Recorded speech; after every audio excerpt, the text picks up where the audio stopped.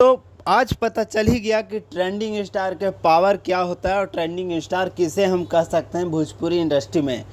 देखिए, खेसारी लाल यादव एक फेसबुक पे पोस्ट शेयर किए फरिश्ते मूवी का ट्रेलर ट्रेंडिंग में चल रहा है। सारे 3-4 गाने आ चुके हैं, वो ट्रेंडिंग में चल रहा है। इसीलिए कहते हैं ट्रेंडिंग स्टार के पावर एजे से शुरू होला, बोलला से नहीं होला, मुँह से। पावर एजे से शुरू होला, एजे ख़त्म हुई।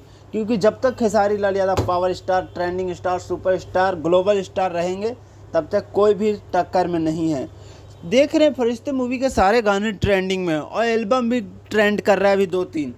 क्या बात है, ट्रेंडिंग स्टार का ऐसी पावर होना चाहिए। क्या धमाकेदार मचा रहे हैं खेसारी लाल यादव, और बहुत धमाकेदार मचा रहे हैं। सारे गाने ट्रेंड कर रहे हैं। आज गाना आया भगवान जी राम जी पगले बना दी, वो गाना भी ट्रेंड कर रहा है 5 नंबर पे। और ऐसे ही होना चाहिए। ट्रेंडिंग स्टार के पावर एजे से शुरू होला और एजे ख़त्म, और कोई कहाँ से पावर ही ले पाई।